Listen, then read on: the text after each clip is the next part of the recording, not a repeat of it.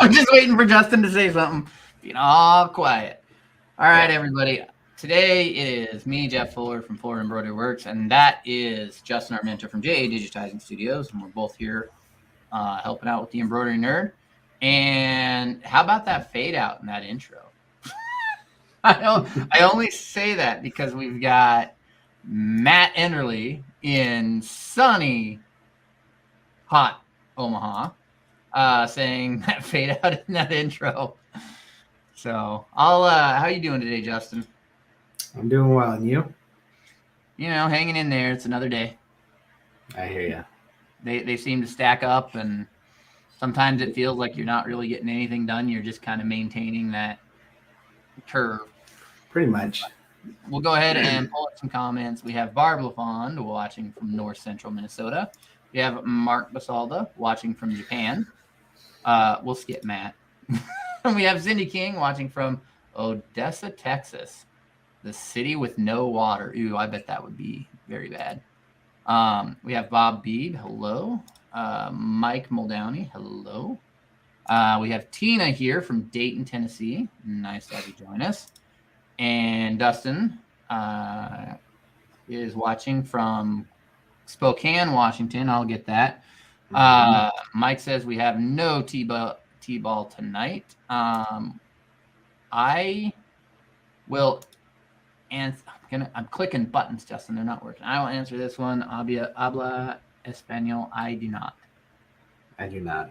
I don't. I was not one that learned that language.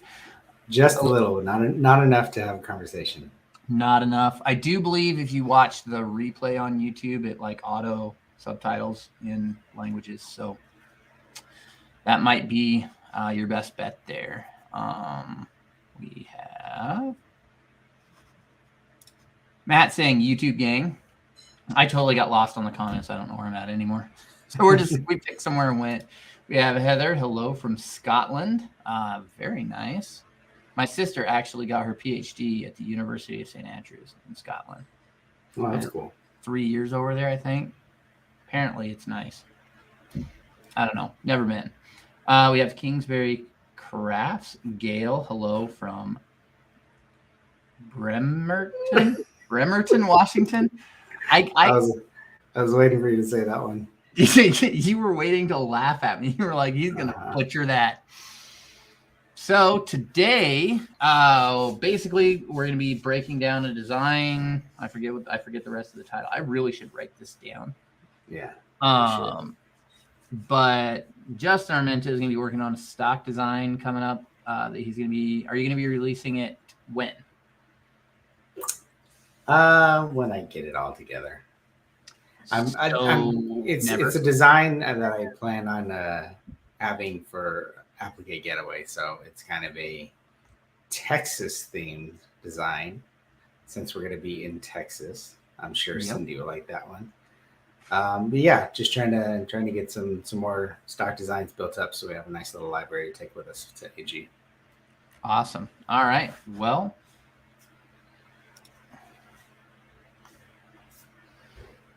say that one, Jeff. Just no. Whoever's there, move to the next town over that's easier to pronounce. That's my pronunciation of it. Not gonna help. Not gonna work. So we'll go ahead and pop up your screen. I'm gonna look at buttons here, mainly because I forgot some, but I forgot some things. So, all right, let me get my screen pulled up here.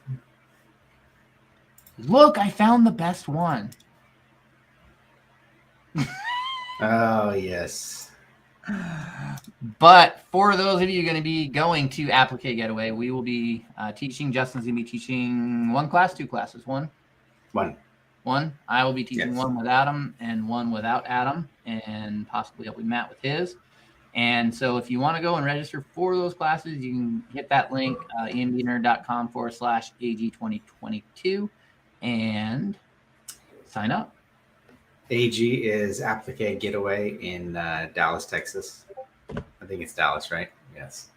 Yeah, I mean that was a pretty good idea. Yeah. So we will be there and we will have some fun. So here's my design I'm going to do. So what are you, I guess, what is your target that you want to sew this on? Your target ideal, like if you could pick the material that everyone would use, what do you want to target your designs for? The way I look at it is because I'm a hat guy and I love doing hat designs, is I pretty much target everything to work on a hat.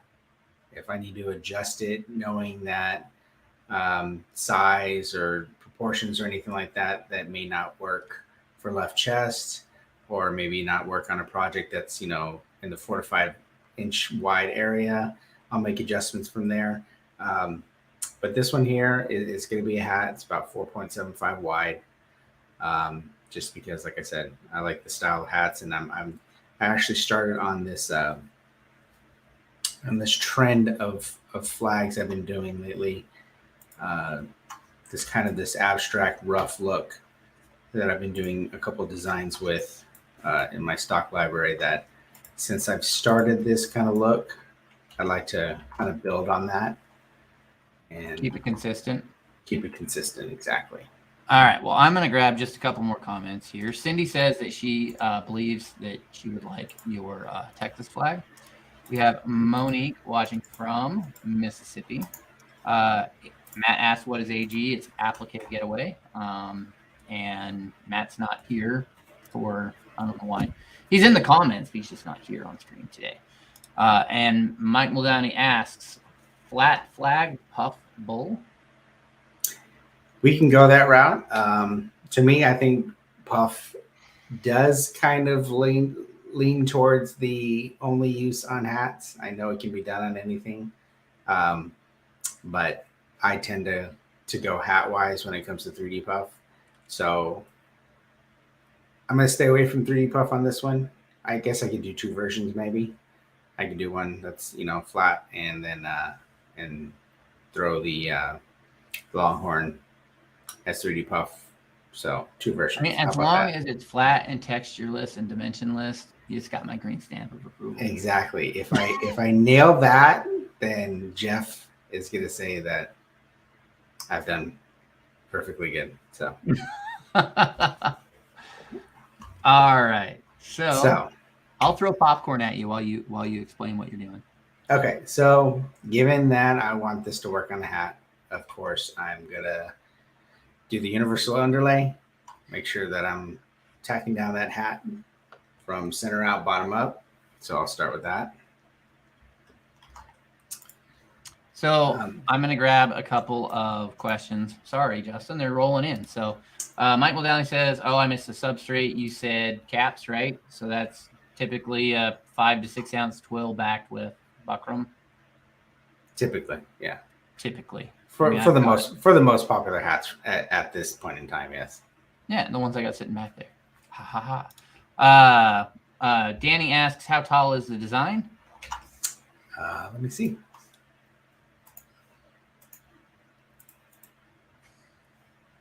And Tina Sims says, what happened? I'm not 100% sure, but you can extrapolate on that comment.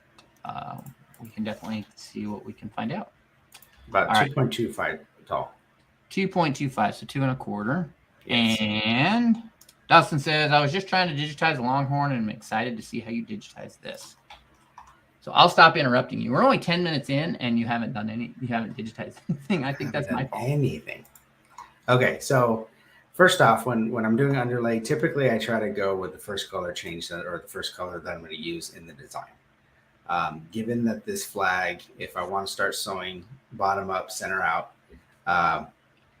the 2 bottom colors are darker, navy and red.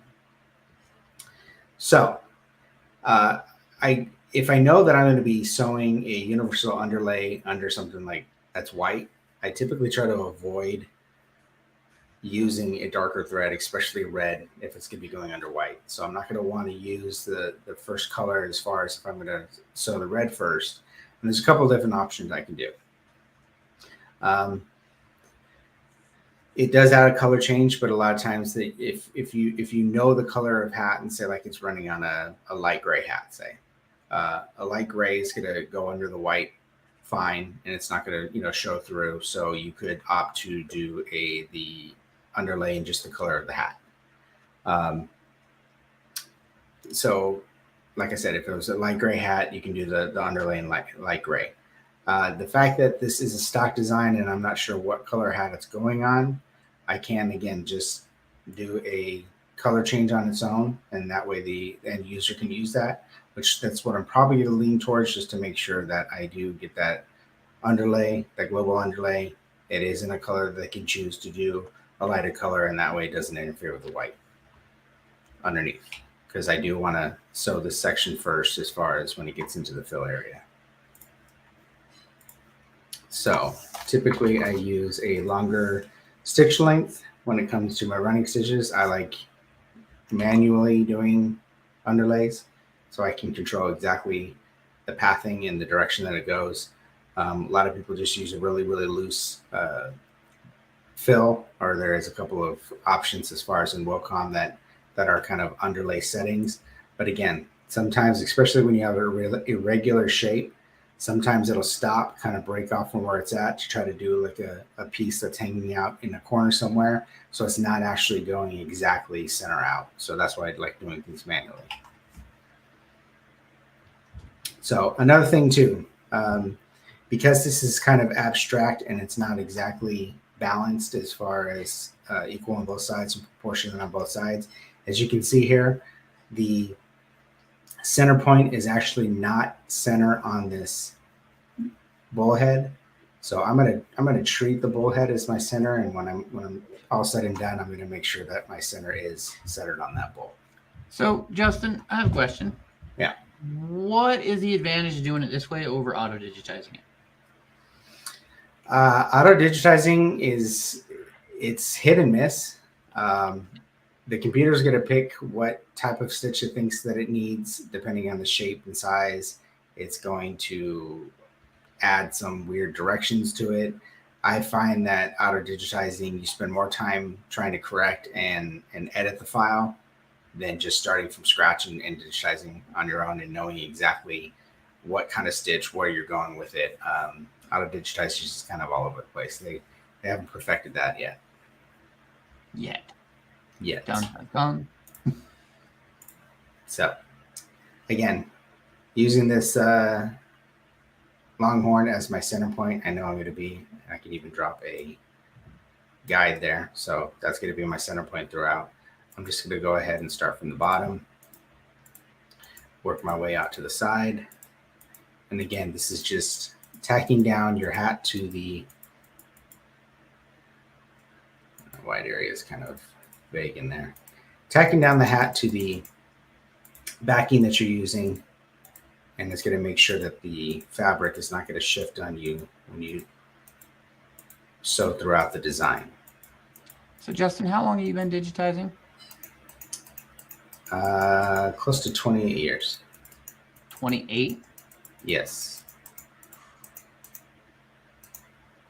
And I go ahead and go around the perimeter of the shape that I'm doing. Again, trying to, and I'm not going to get too close to the edges, because there is times where the hat may shift by the time it sews, the bottom right quadrant back up to the top left quadrant.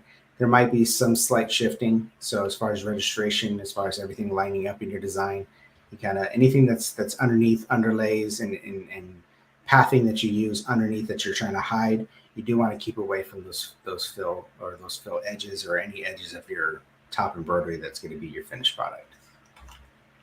So I usually go in and out around the perimeter, just to kind of establish that shape and get all the backing adhered to the hat. So now you're going to be setting that as a separate color change, right? I am.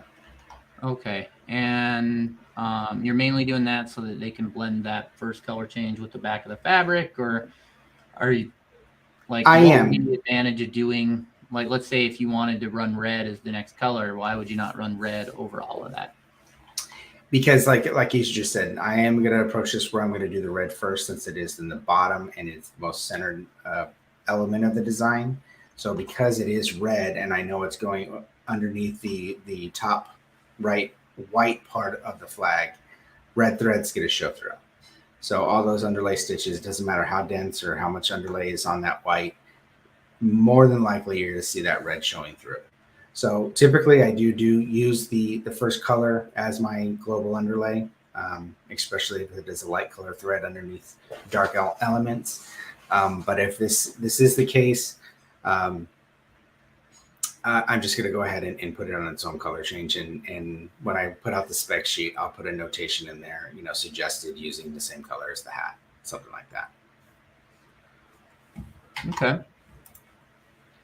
So I've established and sampled these designs that I've put out already on some of the stock designs. So I'm actually going to, since I know the settings on my kind of abstract and hand stitched fills, I'm going to go ahead and just grab an element and copy it and bring it into my current screen. That way I'm going to use something that I know works.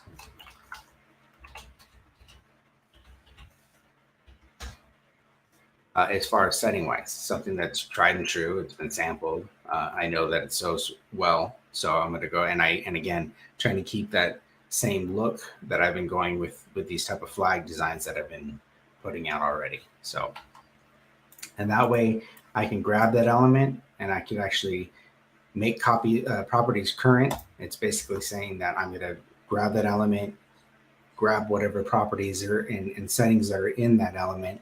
I'm going to make that my current settings. And that way, anything I digitize from there forward is going to be the same.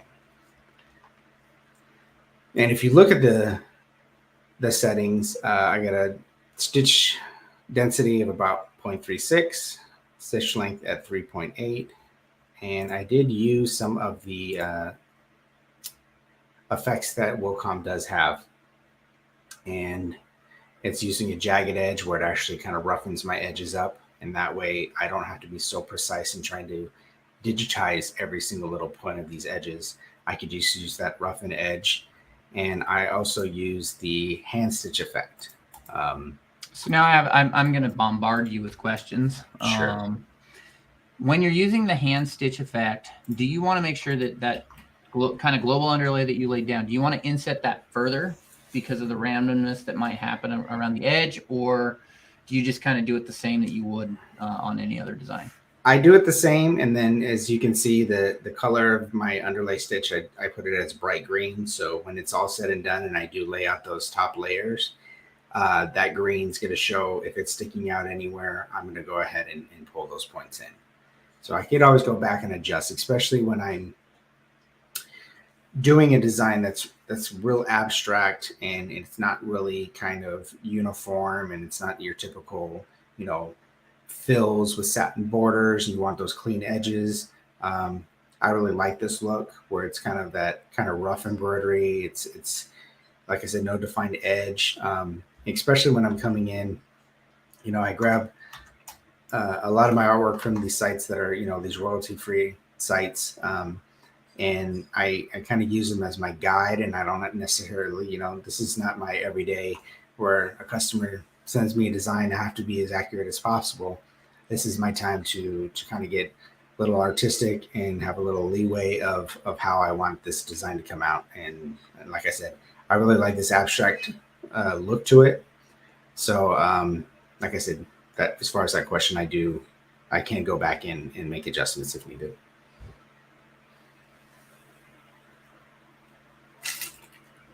All right.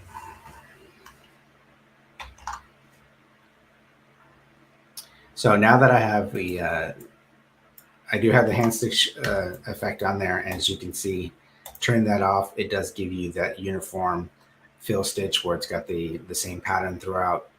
As far as the density, the hand stitch effect is going to be kind of a randomized density where it's not uniform. It's not right in line. There is going to be points where you can kind of see in this rendering that there is going to be gaps and stuff, and I don't mind that. I actually like that effect. It is part of the look I'm going for. So again, I don't mind that at all. So I'm going to go ahead and since I have my global underlay going, I'm going to go ahead and digitize the red portion.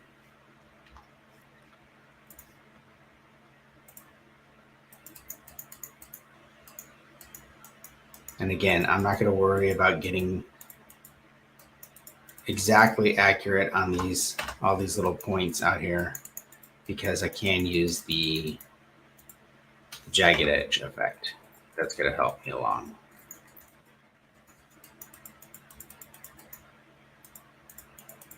Interrupt me, Jeff, if there's any questions. I will throw all the popcorn. No, I'm just kidding. So you're doing the fill. It looks like you're joining the fill underneath the skull rather than cutting out and going around the skull. Yes, because let me measure the skull here. And I'll take this second while you're fixing that to say in the comments, if you guys do have questions in the comments, drop them in the comments. We'll pull them up. We'll see if we can get them answered. So yeah, there is a chance, and again, I can come back and adjust this. There is a chance where I may have to go to a fill stitch for the skull head. But I can come back in here and kind of contour it up and maybe do some satins, and that way I don't necessarily have to worry about fill stitches on top of fill stitches. I don't ever worry about satins going over fills. Sometimes, especially right in the center of the hat, if you have too many fills right around the center of the hat and it doesn't have any coverage in the middle, even though you have some global underlay, that sometimes creates this kind of this pucker up in the center of your hat by the time it comes back to sew that other thing. And it can distort that element that's going over that little pucker, that little bubble in the center of the hat. So if I could avoid trying to leave a void right in the center that's going to sew over later, I try to do that as much as possible. So Barb asks, can you use the run stitch as a fill stitch? Example, if you want the area to look a spool wrapped with thread, is there a way to use the fill you are using? The hand stitch fill? I believe so. I wouldn't think that would look like a spool of thread though, because it is pretty random and pretty not uniform enough to make it look like a spool of thread. I don't know. I would think that you might want to use, if you are using Wacom, maybe the Florentine effects or something like that kind of gives the bend of the fill look. That would probably be a little bit better. There is that cool thing that you do when you do puff, right? Where you extend the edge pad in on the top, on the upper fill, and give it longer stitch lengths and scatter the splits to make it look more like a smooth bed of stitches rather than the texture. Fractional spacing could be. Yeah. I don't know what tool you use. I just know what it comes. I don't know what it looks like. So right now I have the jagged edge on both sides, so I don't necessarily need it to the inside of this, since that's going to be areas that are going to be overlapping. So I'm going to go ahead and turn off. So Matt would like to know when your digitizing book comes out. As soon as I have time to write it. Can you be my ghostwriter, Matt? Negative ghostwriter. I couldn't help it. Okay. All right. So now I turned off the jagged edge was on both sides. This is a function where you can do just one side. So I did side one, and the side one and side two is going to depend on how you plot the points. You can usually I can't just look at something and know that the right side or the left side is going to be side one or side two. So you just kind of have to toggle that back and forth until you get what you're wanting. All right, so I have my red area, and as you can see here, I did overlap the blue and I overlap the white areas, and that's gonna make sure that if they're perfectly butting up in the software, and you go to sew them, because of the working on a curved surface of a hat and the pull of thread, those two areas would pull apart if you don't have any overlap. So this is compensating for that pull.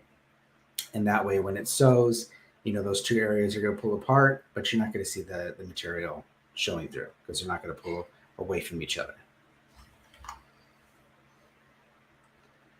So again, I'm going to come and do the blue area now.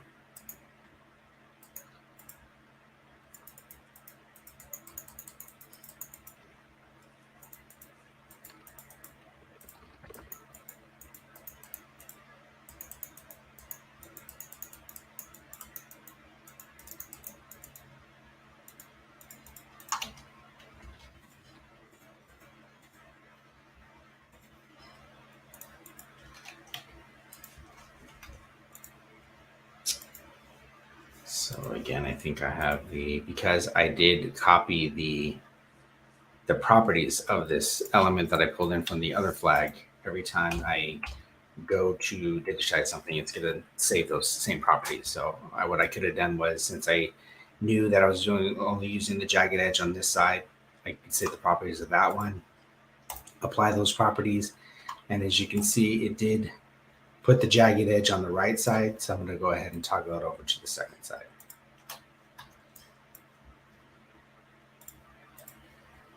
So on this design, are you going to try and make it look like there's a hard edge between the colors, or are you going to kind of feather them into each other?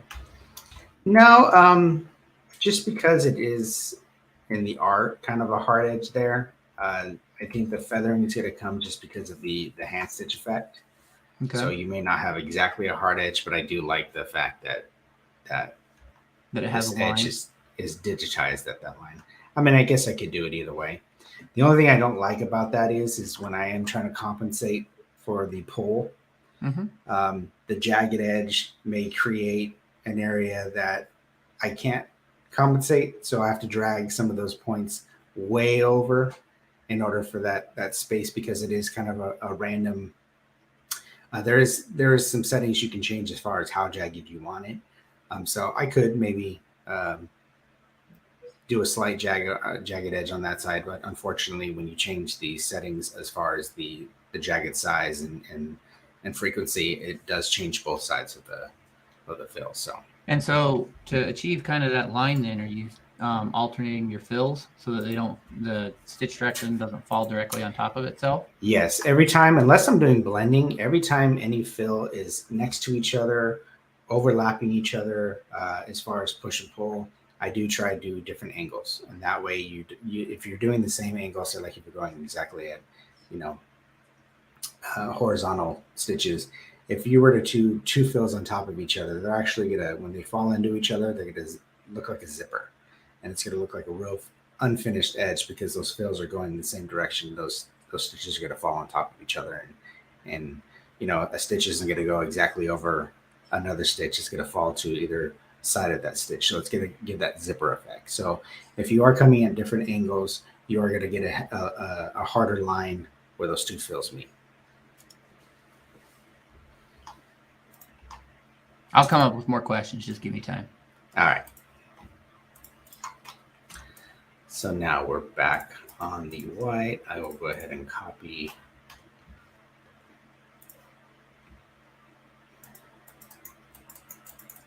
this white's kind of light out here, so I'm just going to make up my own edge.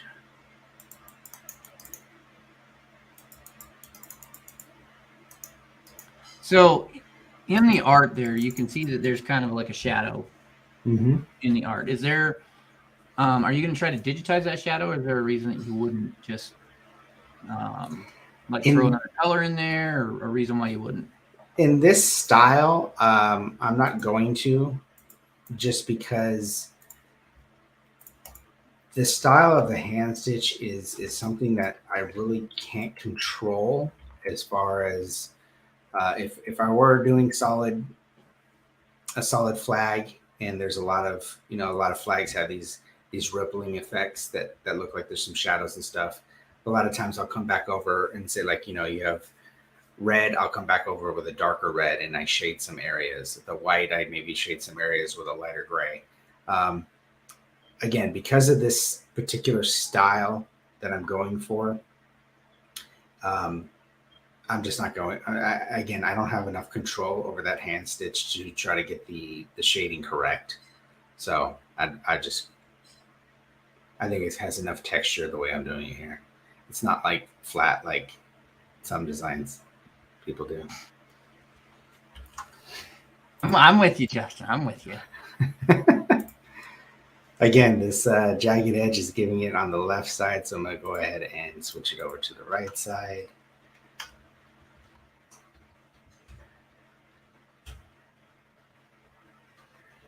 And so I did create kind of that gap area that I was talking about. So one way of doing it is you could, if you know that this area is going to be exposed and there's no way around it, you can come back and just add some extra global underlay underneath there to make sure that this part of the hat doesn't pop out. Another way of doing it is just to kind of fill in the fills that are already there. And that way it kind of fills that gap up so you don't have any of that kind of bubble in the center of the hat. All right, Justin, we have comments and we have questions in the comments, so it's not just me interrupting you right now. Ms. Ramona McKee asks, when you do shading, do you always do a color change, or have you used the same color at a different angle to change the light reflection? I don't think there's enough in shading unless you're really close to the embroidery to do it that way. I see what you're saying as far as kind of catching the light different ways. You can kind of get some dimension that way. As far as shading, though, I think the eye is looking for something that's a little bit darker. Not to say that there is times where a design that you do, like kind of like a silhouette version of the design or a one color version, instead of just grabbing a fill and doing a flat fill and be done with it, you use those different kind of stitches at different angles to kind of cut out that shape and contour it so you get some dimension. And in essence, that is kind of doing shading or shadowing for like a silhouette design. All right. The next question is, hey, is this file going to be available? I got an uncle in Texas. It will. Yeah. Once I get it sampled, make sure that it sells right, I'll have it posted up. Awesome. All right. So I pretty much got the base of the flag here done. And to answer your question as far as that global underlay, making sure that because I am using that hand stitch in those jagged edges, maybe I can kind of pull in some of these points here that are really close to the edge just to make sure they don't peek out later on. Because I'll add to that. When you're using some type of hand stitch or any type of like randomization on there, jagged edges, it pads to the inside and the outside, and you never know because it's going to plot Right. the stitches. You don't know exactly where those stitches are going to fall until it plots, right? Right, exactly. So now that I got the base of the flag, I'm going to come back here and do the star. Now, one thing I noticed with the star, you do have some hard edges on this side, and then there's some jagged edges coming out. Now, on the U.S. flag, of course, because there's so many stars, I did opt to kind of go with just the running stitch star. But I did these in a way where they're kind of just haphazardly done. They're not a perfectly shaped star. So I think I'm going to go with that type of style. And to do that, I'm going to go ahead and use the same, even though typically my rule of thumb is to not layer fills on top of fills. But I am working with a hand stitch where it's not completely 100% solid fill. And I could even go a little bit further to kind of that distressed look and do the star in the same way. I am going to give it a different angle as the navy, so it's not going to just fall into the same angle as those stitches. And I can maybe even loosen up the density so I'm not hammering so many layers of fill stitches on top of each other, and it gives it that extra layer of that distressed flag. Okay.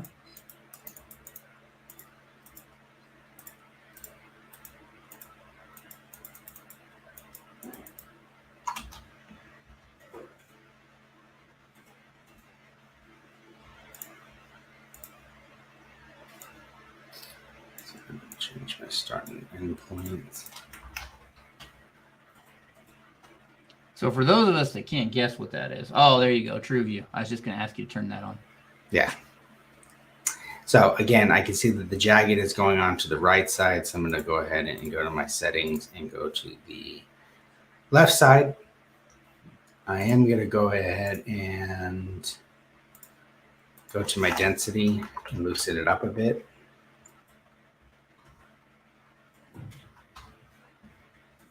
And that way, again, it's kind of giving you that a little bit more of that distressed looking flag effect to it. So it doesn't have any underlay. It's got that hand stitch to it, as well as a density of 0.45, which isn't super loose of a density, but it is going to kind of give it that extra grunge or distorted look, distressed look that is pretty popular in designs where you kind of have those gaps that are purposely there. So it's not a complete 100% fill stitch on there. Okay. And so now you're just left with the bowl, right?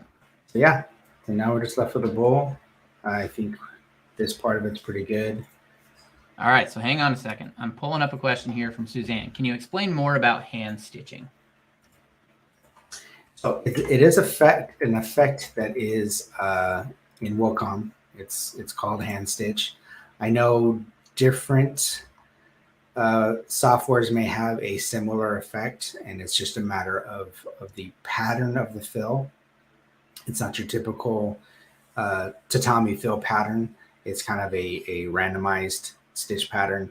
I'm not sure what other softwares call it. I think there is an older software that I used did call it kind of a random stitch, and you set a setting like if 25%, 35%, and it kind of goes from there, and it calculates how much randomization it does depending on the percentage.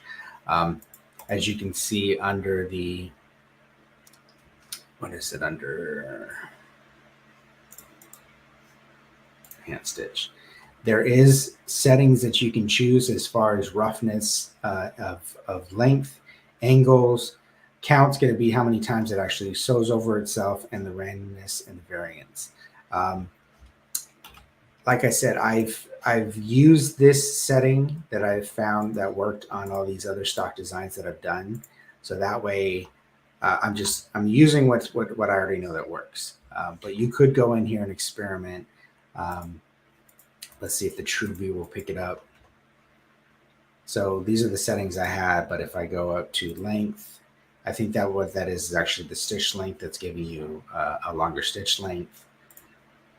Angles is going to change how much difference of the angles, instead of just, you know, when you choose your angle of the fill, select this is a 15-degree angle. That's going to actually change that angle throughout the randomization of how much it's going to change the angle that those stitches are going at. Okay. Yeah, randomization's pretty much the higher you go in that figure, it does a lot more random stitches, so it's going to fill in a lot more. So those are the type of changes you can do.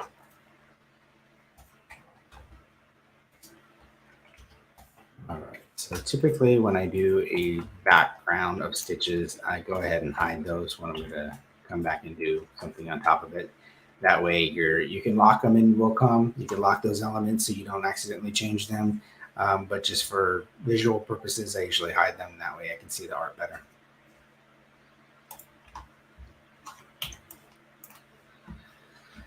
All right, so I'm going to go ahead and add a little bit more of underlay as far as a global underlay for this element. And that way, again, you are working on a curved surface of a hat. So just to make sure that you're going to get the surface locked down and you're going to get the registration that you want where everything lines up, I just try to make sure that's going to happen.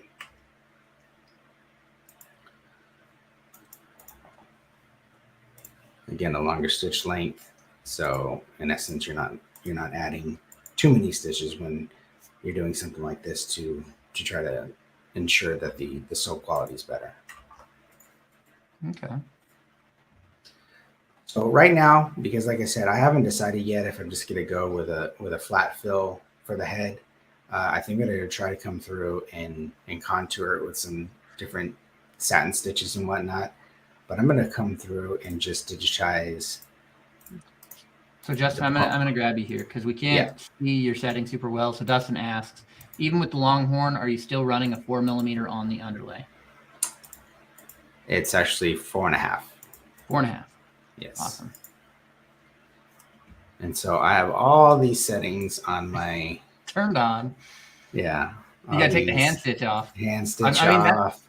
That's a pretty good like representation though with the hand stitch on that satin. You can really see how it's varying the angles. That is kind of cool. You know what? Let's try it. Going with it. I'm gonna give it a little bit more density. So a little bit more coverage on it, but I'm gonna go ahead and copy those. And let's see what it looks like. And again, I'm kind of digitizing things out of order here, only because one, I know because this is a symmetrical shape, I can digitize one side, copy them over, flip them over, and you don't have to do the second side. Just a matter of copy and paste.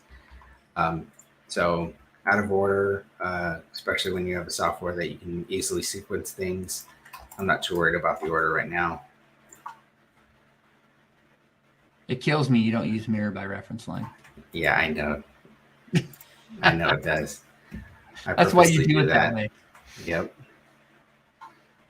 So would the horns be behind the ears or in front of the ears? You would ask me. The cows I've ever dealt with didn't have them. This is what. So we'll go ahead and use this as a moment. This is one of those things that you can go and Google, Longhorn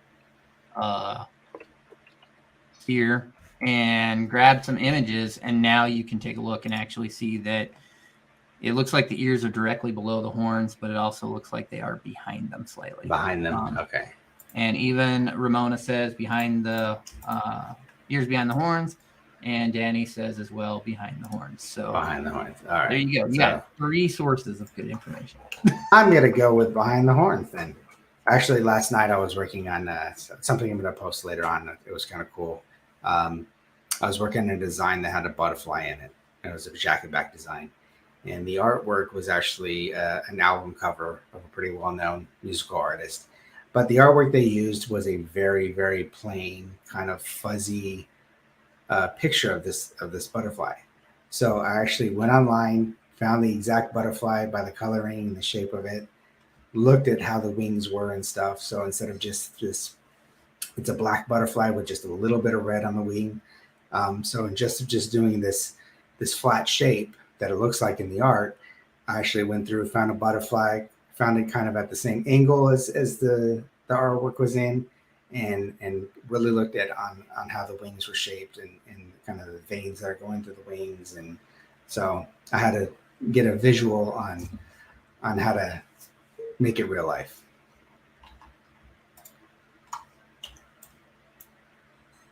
So I got to decide here how I'm going to. So typically when you digitize, do you do elements like you have where you do the fills and you get to the head and you go, okay, now I need to decide how I'm going to do this? Or do you generally have an overall plan before you go and attack a project? I generally have an overall plan that I typically stick to on something like this, where it is kind of a flat image and I'm not too comfortable with exactly the way it is in real life, as far as the dimension of what elements are behind what elements. Sometimes I can do things out of order and just kind of see how they look, and then I'll layer them differently and kind of go from there. But overall, I know general. So I could either a lot of times when you see these longhorns or bulls and stuff like that, they are kind of that skeleton look where it's got the skull in the middle and the horns. So I could go that route. You're not going to really see that much of the fine detail as far as like usually there's the eye holes and usually there's the eye holes. holes. Yeah, the eye holes, and the holes where the nose is. So, I'm just gonna go ahead and play with some satin stitches that are gonna I'm contour just gonna this. tell you that's probably the best tool you could ever use right there. The column B. Mm-hmm. I do like it in these instances because, like I said, I know I'm not following exactly, the outline of this that I can see in the art. So giving the where you plot one side, where I'm plotting the one side that I do see the hard edge, but I could actually come through and kind of make up my second side as I go.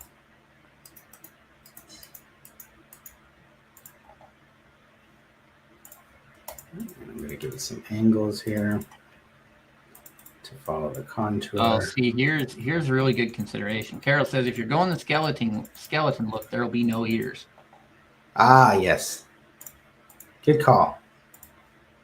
So no skeleton.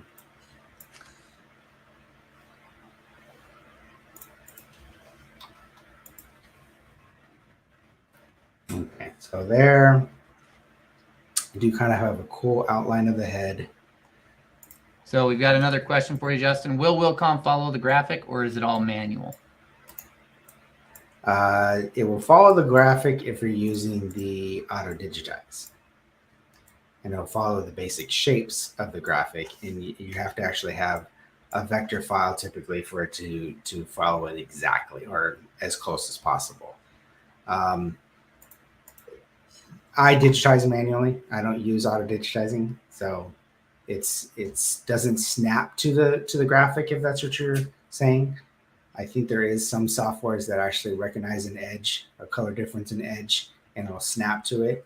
I typically don't like that because the settings on that sometimes can be touchy, and if it is working with pixels, sometimes it may hit something like if you're zoomed into this area and I'm coming through, instead of it hitting the edge of this, it might grab something over here. So I'm going back and having to backtrack or fix it later. So the other side of that too is a lot of times when you're manually digitizing, you overthrow an object.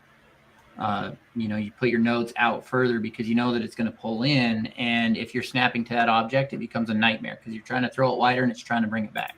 Exactly. So there's kind of two sides of the fence there. But Danny says that was what I meant. Yes, the snapping. And Ramona says Wilcom auto digitizing is going to be limited to what it can do. It has no eyes. It can't see what we see. Exactly. All right. So I have an outline. You need an inline. So I know right now it's still at a point where it's 14 millimeters across. So I don't want to just fill this area in like a wider satin stitch. I could just come back in here and just kind of do a fill stitch and use this as kind of the satin edge. I am kind of liking this look of the hand stitch on these satins. So there is that.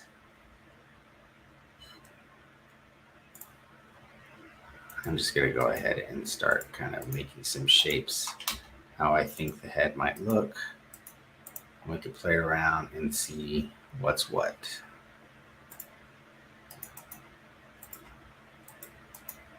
I mean, I guess typically if you just went straight, you did the two sides like that, and then you went straight up and left the cutouts for where the eyes would go.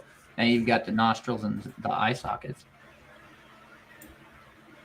Oh, but if we're doing the skull version, yeah.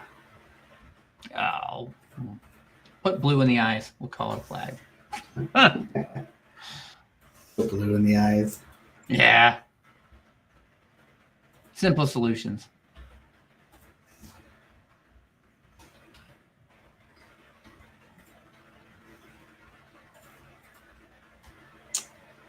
So I have another question.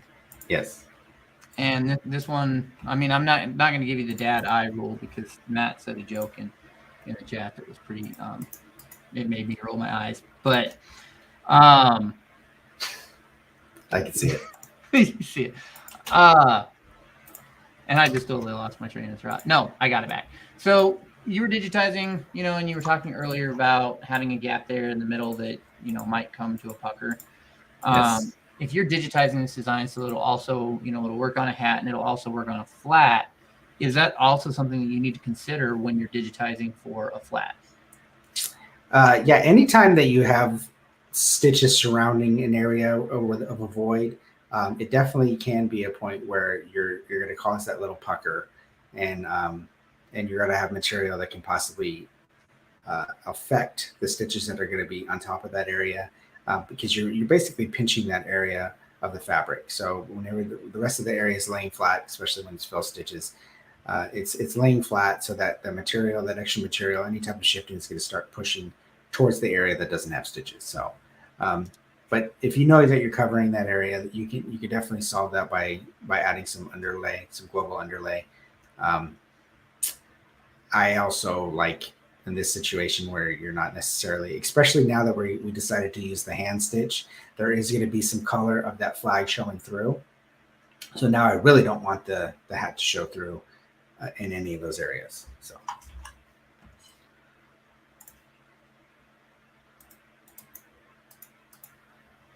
I may come through and refine some of these shapes that I'm doing, just kind of trying to come up with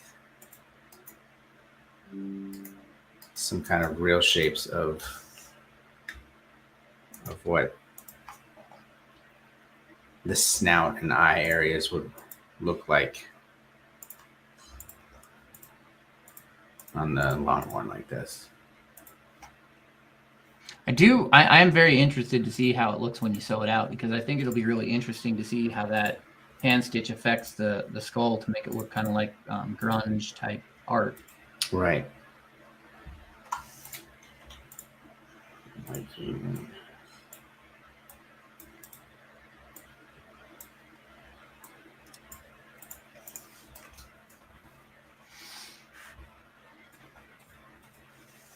But yeah, this definitely I think is going to be one where there's going to be a couple of sew out sessions.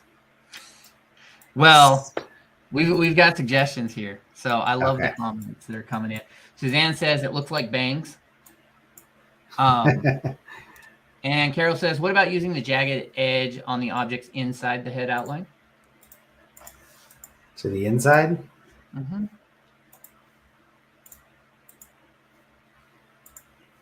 Oh.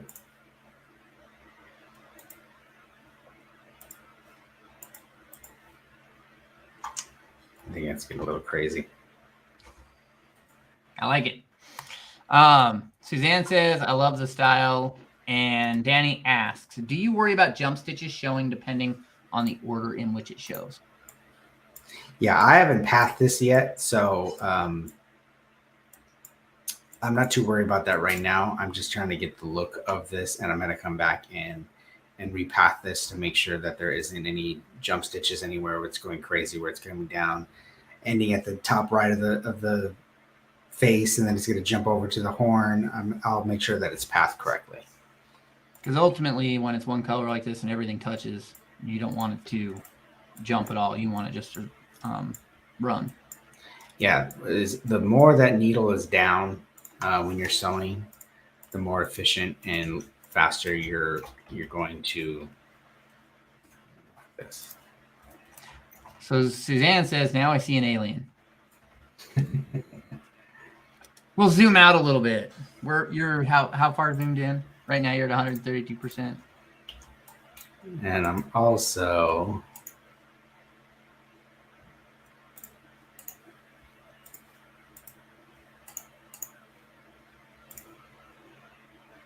using green, so that also lends to that a little bit, doesn't it? Yes, but it does kind of look kind of funky. So I think what I might do is I might, like you said, research an actual Longhorn and get some features as far as the way the faces get it really look, bring it in to use it as another backdrop as far as it's an additional art, kind of contour that face out a little bit better. Right now, it kind of looks kind of cartoonish. Well, yeah, I was just going to say, if you change the horns a little bit, it can be partnered with a squirrel. Pretty much. That's kind of the feeling that I was going with too as well.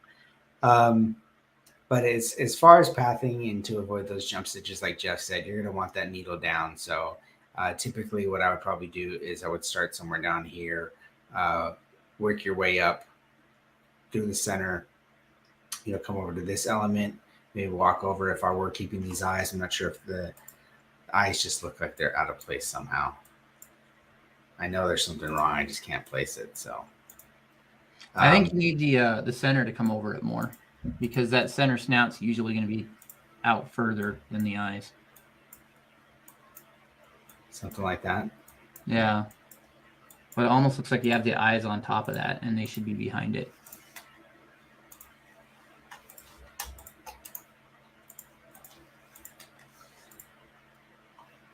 Keep grabbing stuff underneath. If you hit the keyboard shortcut K on your keyboard, it'll lock it for you. I know. I do know that. Again, I think I'm going to have to play with this a little bit, get some more artwork in here and refine that look. But yeah, so I'm basically looking for that kind of that center of the nose come down, somewhere the eyes are going to be sitting back a little bit more, like you said, kind of behind that bridge of the nose.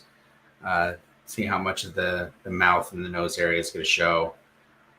See how the forehead works better. I know pretty much the ears and the horns are going to stay pretty much where they're at. The horns are going to be sitting kind of on the back side of the head. So I know that all that does work. And I do like this hand stitch effect. I think it goes right along with the look of the flag. Of course, 3D version of this is going to be solid because you got to cut the foam. So 3D version will be more of just the silhouette. You will have some contour where the stitch angles of the ears and the horns and the head shape are all going to be different angles. So you are going to have a little bit of definition. All right, I'm going to grab a couple of comments here. Suzanne says the right side seems tighter than the left. And that kind of falls into that whole hand stitch element where you really can't, say, I want you to plot this exactly the same as the right side. Right. You don't get that option. Carol says, will you make the head denser to block out the back color? Eyes are on the side of a cow's head, not the front. And I would take her word for it because she does a lot of animals. Yes.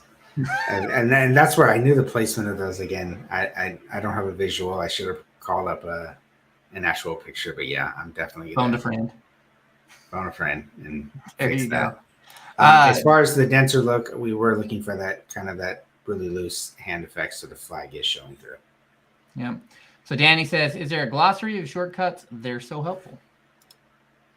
There is a glossary under the help. I want to say it's reference manual, and they have it. There's a section of just keyboard shortcuts, and they have it broken down by like digitizing, editing, something else, and I don't know. I know the ones that I use all the time and by heart what they do, but I can't remember a lot of them. Yeah, there's definitely the ones that I think that we get used to using, that we use constantly. Like you said, K's locking, D toggles. T is True View, D dims the art. Yeah, True View. If you want just the outline of the stitches or show the stitches, you hit S. I actually have a gaming mouse that's got a button on the sides that I've programmed, satin stitches, fill stitches, quick note editing, stuff like that I'm using constantly throughout. So I'm not searching even for that hotkey. I can just hit that button on my mouse. So any way you can make things more efficient when you're digitizing, the better. All right, I will grab another comment here. Suzanne says 3D puff even better, and that's actually gonna make me go like this because it's driving me nuts. I've got my tool. You got your tool? Yeah, it's my fidget tool, and I was playing with it like this, and I dropped it on the floor, and it was driving me nuts having it down there. But So yeah, Suzanne, I am going to do a version of where the Longhorn is going to be 3D. So I'll have 2 versions of it.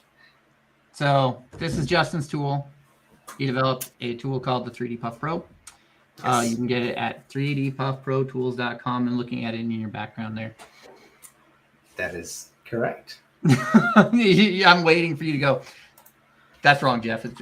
It's somewhere else. But it's basically a tool for cleaning up 3D Puff, and I use mine for everything other than 3D Puff a lot of the times. But I also use it for 3D Puff. So Yes. There you go, 3dpuffprotools.com. If you guys want to check it out. Between this and a heat gun, you're set for foam. Exactly. We are re-upping in stock. I think there is just a few in stock right now. So if you do place an order, I believe Jerry Lee at Sunfacer can get that out to you. We are restocking, and when we do in the next couple weeks, we have kind of a cool announcement that's going to come out with something new along with the Puff Pro. So check it out. So I'm going to grab comments here because this cracks me up. Oh, I'm going to be a hero when my cousin arrives. So you got to get it out for her at least. Ramona says it's also very handy anytime you need a long finger pointer. Yeah, I dig it. Dustin calls it the Leatherman for embroidery cap work. So I really like that. We'll leave it at that because we'll just leave it at that. And then we have Barbara Fawn saying, I like my 3D Puff Pro tool. I bought 2, one for embroidery area and the other in my bag making area. Nice. Yeah. Thank you. I've actually got one of these sitting on each of the sewing machines because we use them sometimes when we do pick out stitches because it's blunt and it won't make a hole. Do you think Puff would work under a satin stitch border around a big applique? I have done that, yes. Awesome. Suzanne, I'm anxiously awaiting for the next tool. So you guys are going to have a restock here shortly, though. And yeah, we're manufacturing is taking a little while. Just like everything else, materials and whatnot, they're hard to come by. But yeah, we should have a big restock here. I'm hoping within the next week. And like I said, we have another product that's coming out along with a tool to help you in your 3D project needs. Awesome. Well, Justin, I think you've covered everything that you planned on. I don't know if there's anything else you want to go over on that design. No, I think that's it. Like I said, I'm going to refine that, get it sampled, hopefully get it posted, I'd say within the next week at the very latest. Hopefully by this weekend, I'll get it posted up and let everybody know that it's ready and you can check it out on the site. Awesome. And definitely know that Justin has a day job too. And so yes. It's not in the next couple of days. It's usually because he got slammed. But if you want to find more about Justin and what he does, you can find him on social media at JA Digitizing on everything. Pretty much everything, yes. Okay. On pretty much everything, I'd tag him in the comments, but we both know how that would go. Yes. But coming up here for us, we will be doing there you go. That's Matthew. Derailed me. We'll be going to the applique getaway. So Justin Armento will be teaching a class. I'll be teaching a class. Matt Underlay will be teaching a class. And Adam from bjjhats.com will be teaching a class. So if you guys do want to join, check it out. Applique getaway. It's going to be in Texas, 15th through the 17th. And hold on. I think it's in a banner. I got this. And the link for it is https ambnerd.com/AG2022. So that's to register for the class for the actual event and also the individual classes. I know there's packages you can do that you can get all the classes. I think there's couple different tiers you can choose from, or you can individually do the classes themselves. So. There's 3. The one is basically just a show floor pass. You can go and see the floor, and I believe they're shopping, all that fun jazz. The other one's like a pay your way type of thing where you kind of get to pick a few classes as well as attend the show floor. And then there's, of course, the VIP pass that you pretty much get. From what I read, it's like getting everything, So that's that's our AG spiel. I don't think we have anything else coming up before that. So we're excited to do that. And my mind went blank again. I forgot what I was doing. Oh, yeah, I was closing it out. Yes. So that is Mr. Justin Armenta from JA Digitizing Studios. I'm Jeff Fuller from Fuller Embroidery Works, and we're both here representing the Embroidery Nerd. We'd like to thank you guys for hanging out with us, and you can catch us again next Tuesday at 7 p.m. Central Time. Good night, guys.